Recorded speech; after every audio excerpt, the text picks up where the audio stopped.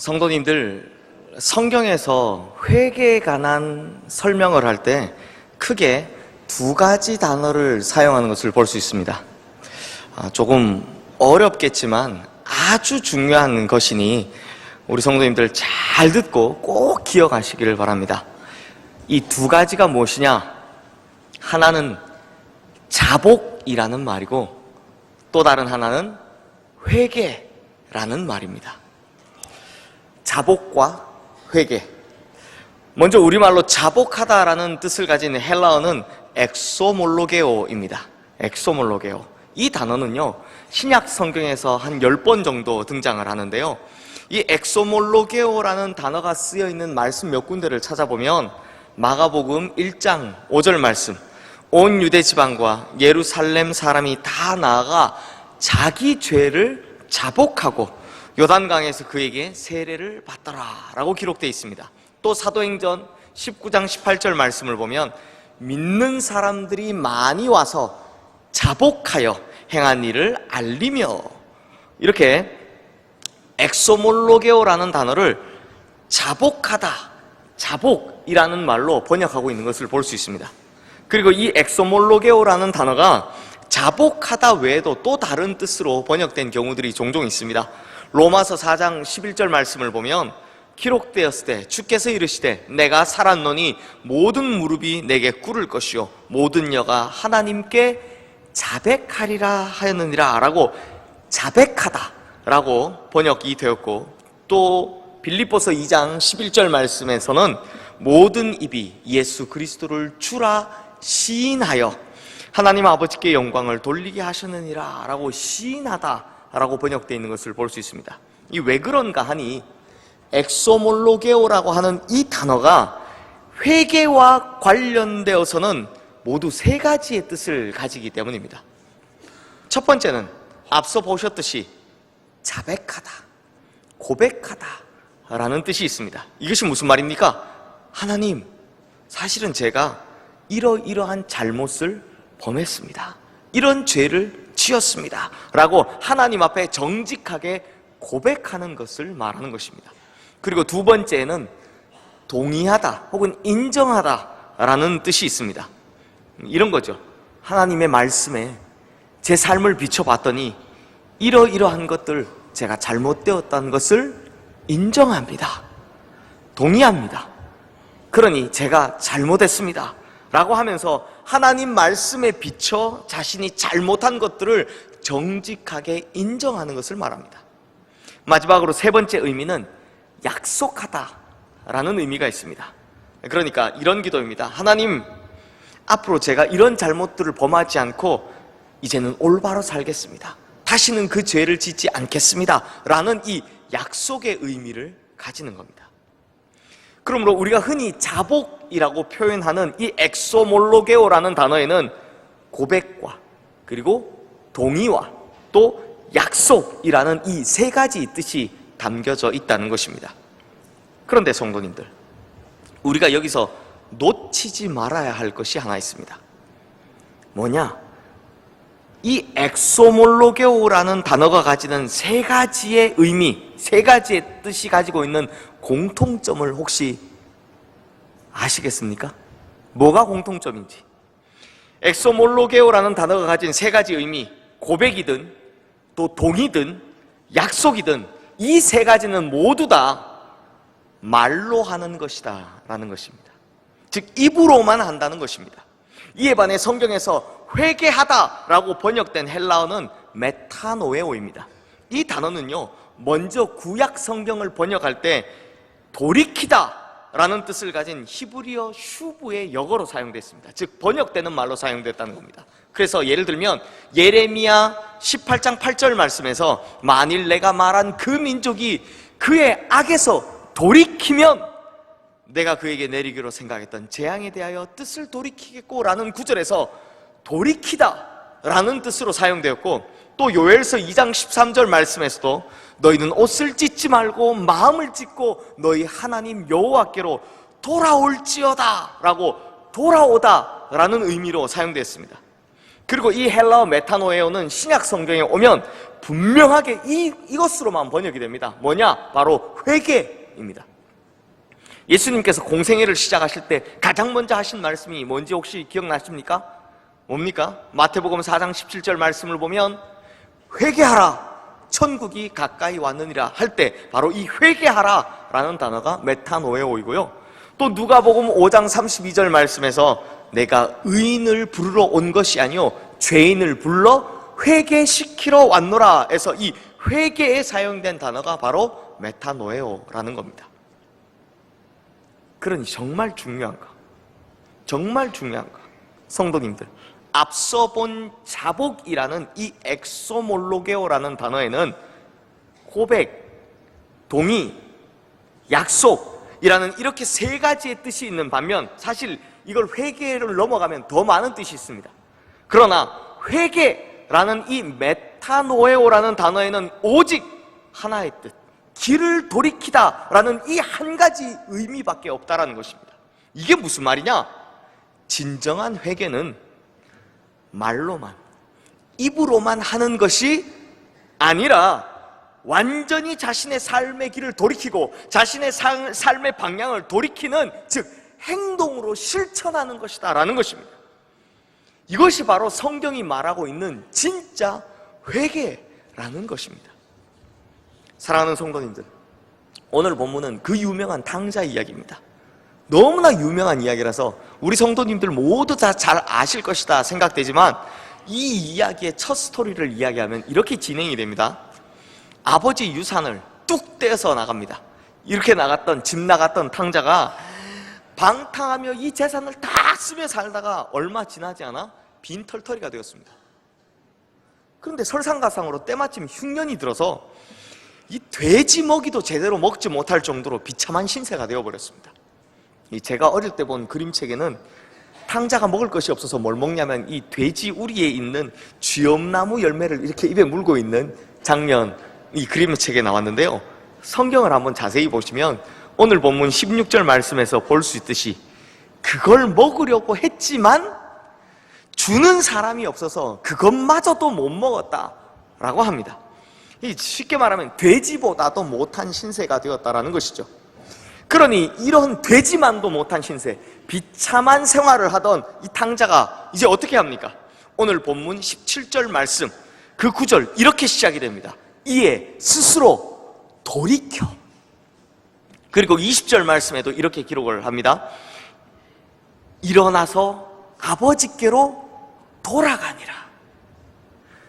여기서 탕자가 돌이켰다, 또 일어나서 아버지께로 돌아갔다라는 말은 이제 구체적인 행동으로 움직였다, 시작되었다 라는 것을 의미합니다.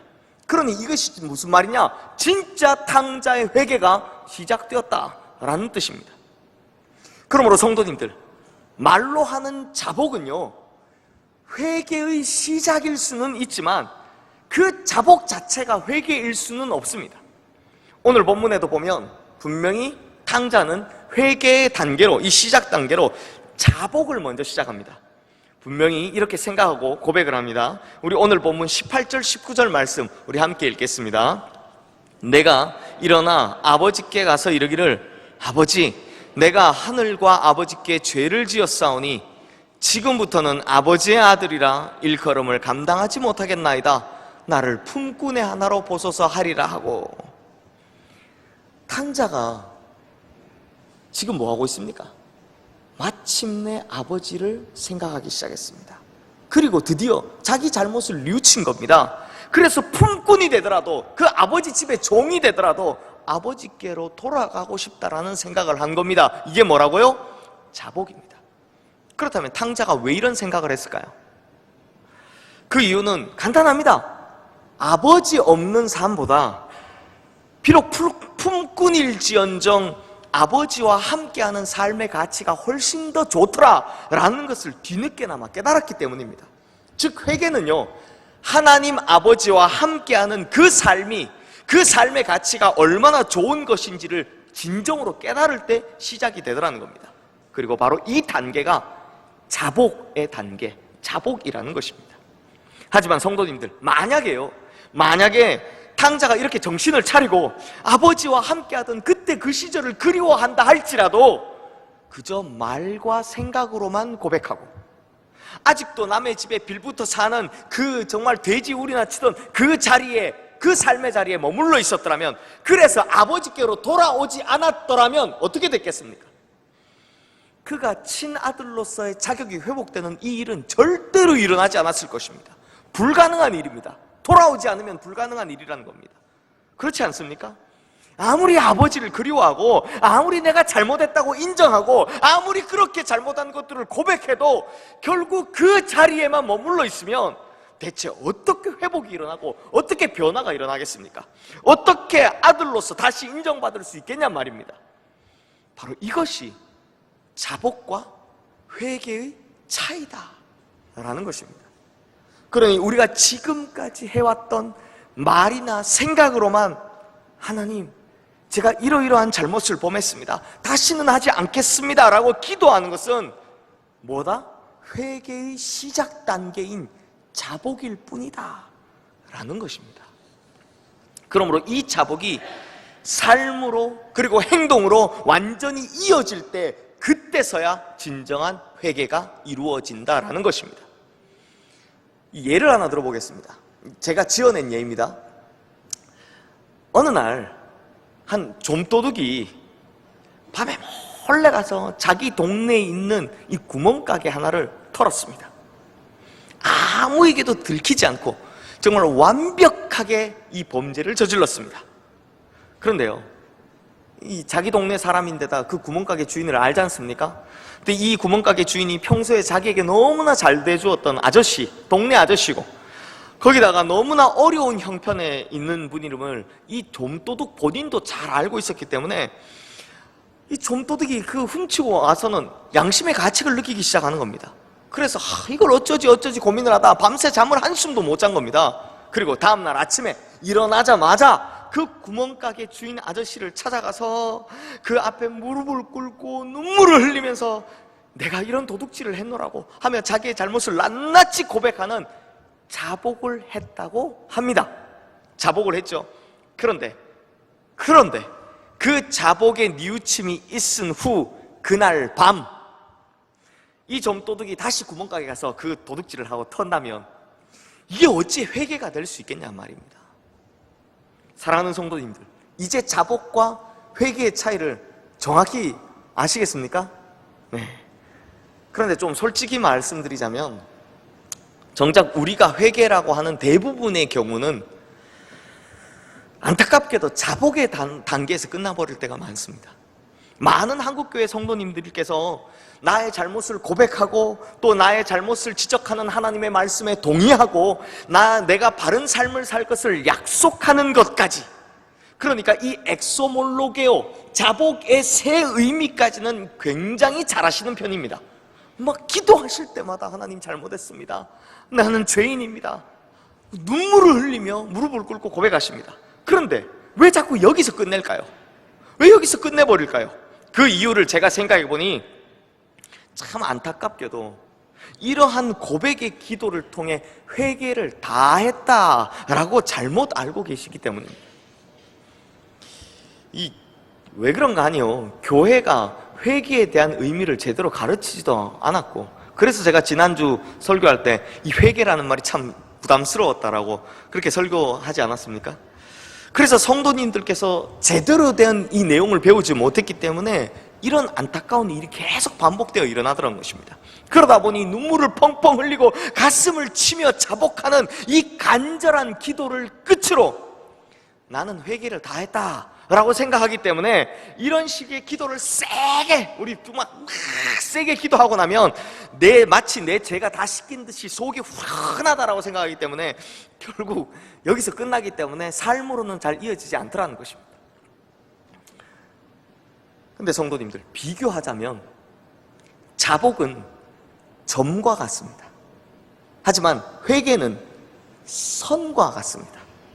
그러므로 점은 선의 시작일 수는 있지만 점 자체가 선일 수 없는 것처럼 자복이 회개의 출발점일 수는 있지만 자복 그 자체가 결국 회개의 완성이 될 수 없다라는 것입니다.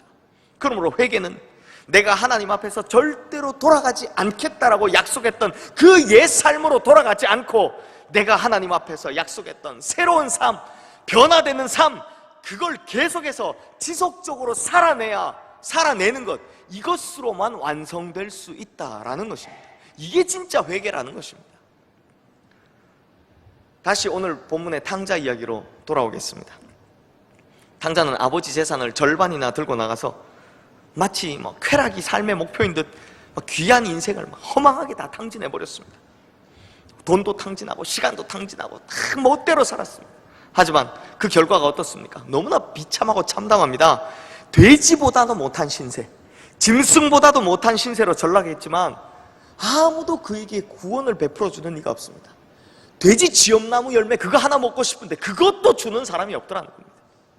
그러자 자신의 잘못을 뉘우치며 이제는 아버지의 자식이 아니라 그냥 품꾼이라도 되자라고 생각하며 아버지의 집으로 돌아오기 시작합니다. 분명히 아버지의 아들이 아니라 종이라도 좋겠다라고 생각하며 돌아온 겁니다.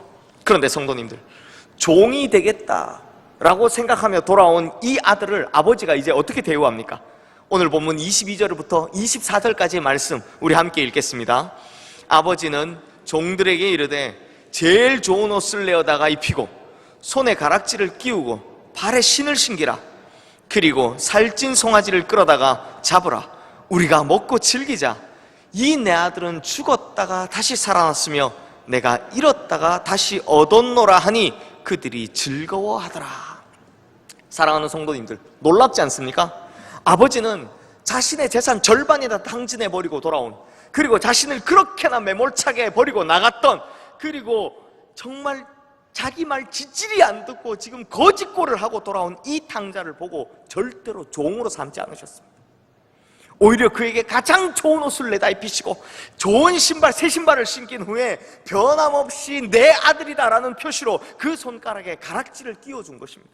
그리고 온 마을 사람들을 다 불러 모은 후에 잔치를 벌입니다. 그런데 성도님들, 그런데요, 여기서 한번 생각해 보십시오. 만약에요, 탕자가 한 며칠 뒤에, 한 1년쯤 지난 후에, 아니면 몇 달쯤 지난 후에 다시 아버지를 찾아와서 이렇게 이야기합니다. 아버지, 저한테 돌아올 아버지 재산 좀 또 주세요. 저 도저히 여기서 못 살겠습니다 라고 한다면, 그래서 또 그 재산 들고 집을 나가서 허랑방탕하게 산다면 우리 성도님들께서는 이 아들을 뭐라고 부르시겠습니까? 그때는 탕자라는 이름은 호사스러운 이름입니다. 아주 좋은 이름이죠. 진짜 그랬다면 그때는 이 폐류나 호래자식, 심지어 호적에서 파버릴 인간, 이렇게 부르실걸요? 안 그렇습니까?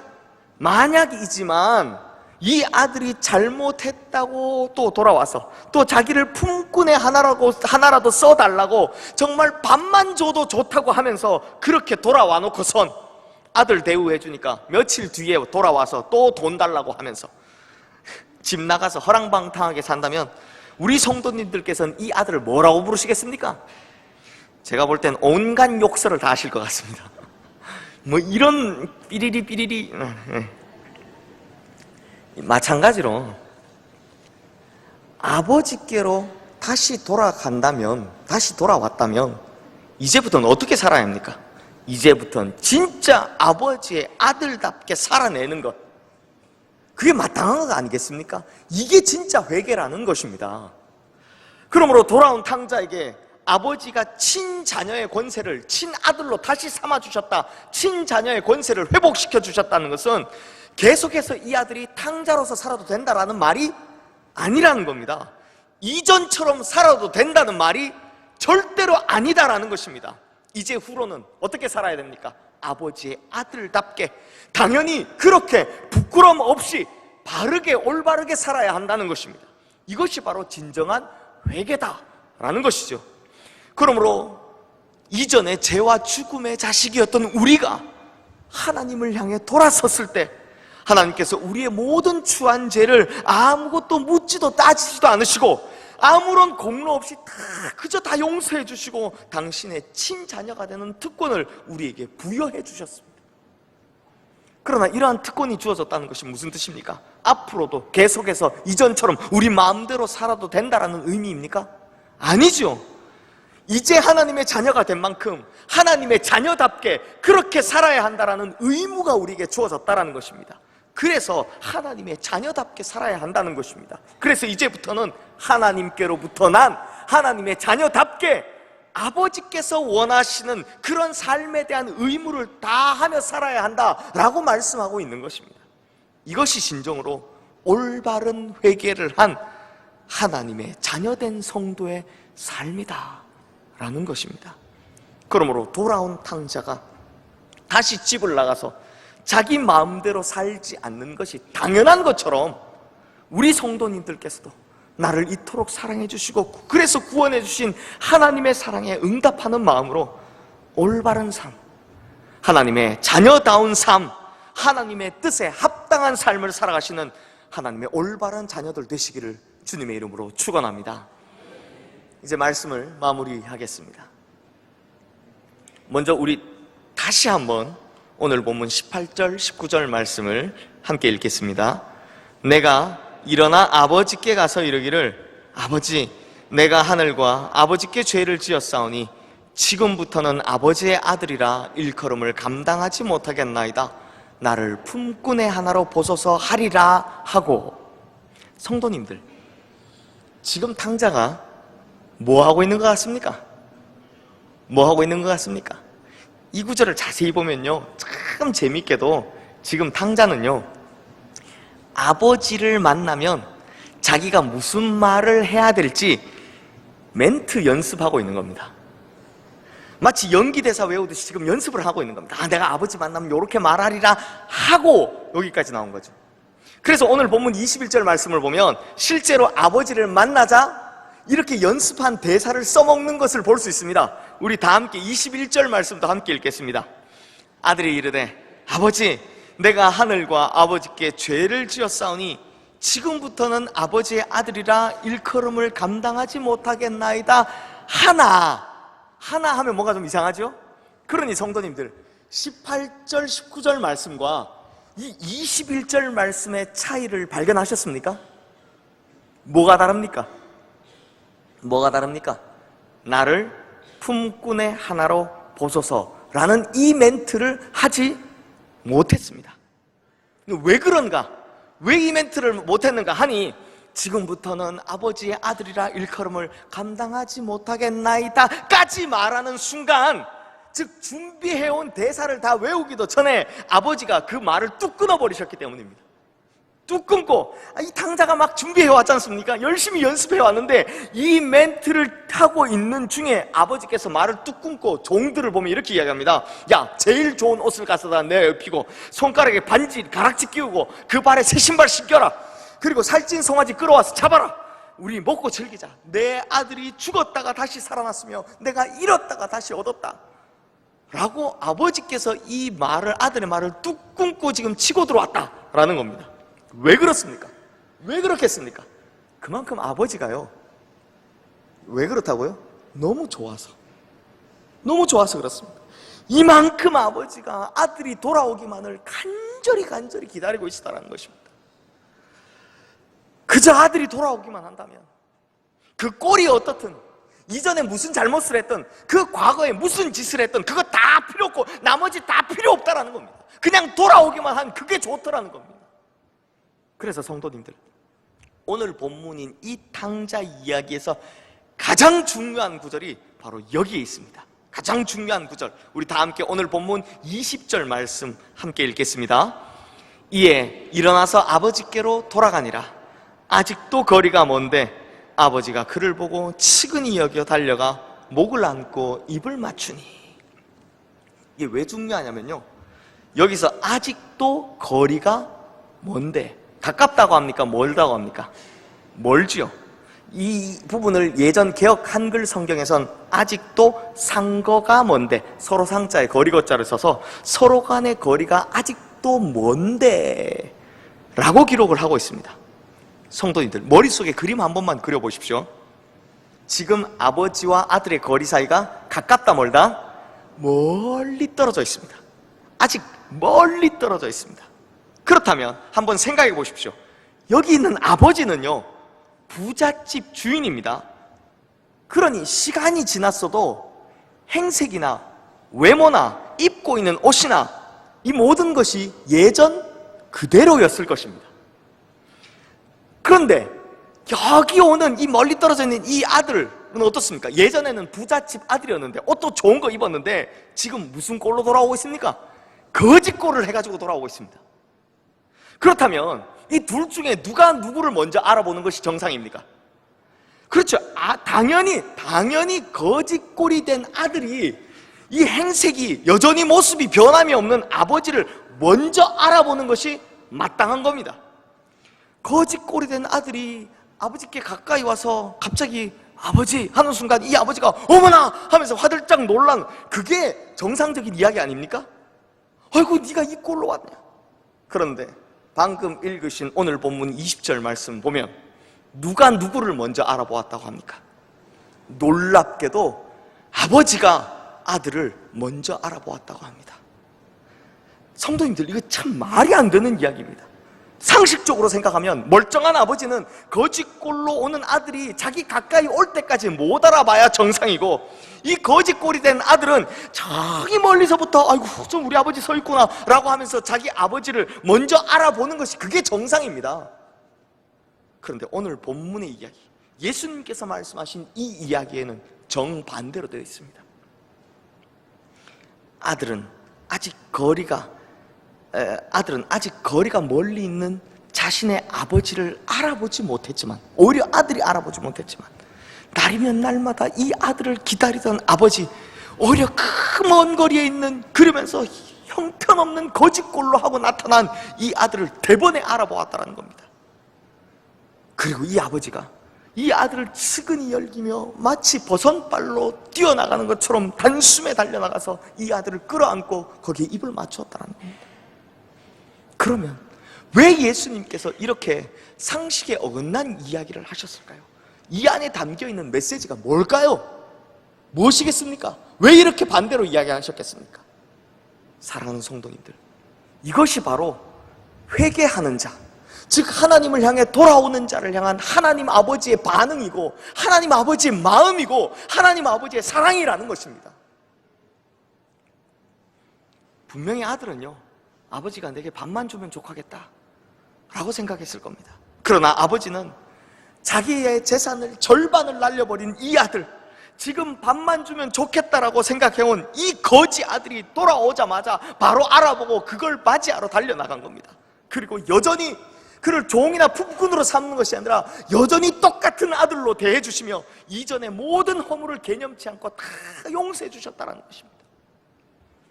이것이 바로 하나님 아버지의 마음이다.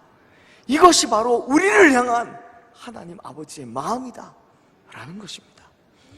바로 이것이 회개하는 자, 즉 길을 돌이켜 아버지를 향해 돌아오는 자를 향한 하나님 아버지의 반응이고, 하나님 아버지의 간절한 마음이고, 하나님 아버지의 그 큰 사랑이다라는 것입니다. 그러므로 성도님들, 우리가 이런 하나님의 사랑과 감동을 묵상하며 이제 하나님 아버지께로 돌아가는, 진짜 회개하는 우리 시흥의 모든 성도님들 되시기를 주님의 이름으로 축원합니다. 사랑하는 성도님들, 하나님께서는 오늘도 여전히 우리를 기다리고 계시는 분이십니다. 언제 오나 그저 돌아오기만을 기다리며 그렇게 기다리고 한없이 기다리고 계신 분이십니다. 그러므로 우리는 그저 길을 돌이켜 돌아가기만 하면 되는 겁니다. 그렇게 돌아서기만 하면 하나님께서 우리를 향해 달려나오신다는 것입니다. 마치 버선발로 신발도 제대로 신지 않고 달려나와 우리를 안고 입을 맞춰주시는 것처럼 그렇게 해주신다는 겁니다. 또한 그렇게 달려나오셔서 우리를 안아주시고 입을 맞춰주시며 하나님 자녀로서 가져야 될 그 모든 권세를 다시 회복시켜 주신다는 것입니다.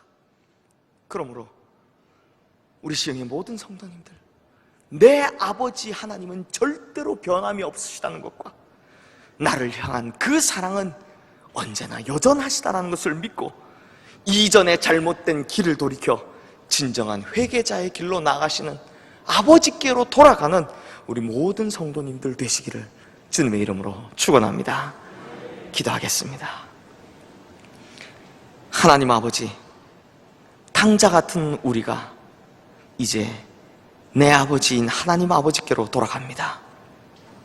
하지만 하나님, 우리가 지금까지 하나님께로 돌아오겠다, 그렇게 회개를 하겠다라고 마음을 먹고 얼마나 많이 이 말로만, 입으로만 회개를 하며 끝내버렸습니까? 얼마나 많은 회개를 자복으로만 끝내버렸습니까? 그러므로 이제 우리가 진짜 하나님 내 아버지께로 돌아가는 진정한 회개를 이루게 하여 주시옵소서. 내가 돌아가기만 하면 즉시로 달려나와 나를 안아주시고 나를 회복시켜 주시며 다시금 자녀된 모든 권세를 부여하시는 그 하나님의 은혜와 그 하나님의 마음과 그 사랑이 오늘 이 시간 회개를 다짐하고 삶을 돌이키는 우리 모든 성도님들에게 임하게 하여 주시옵소서. 우리가 돌아오기를 언제나 항상 지금도 기다리고 계시는 우리 주 예수 그리스도 이름으로 기도드리옵나이다. 아멘.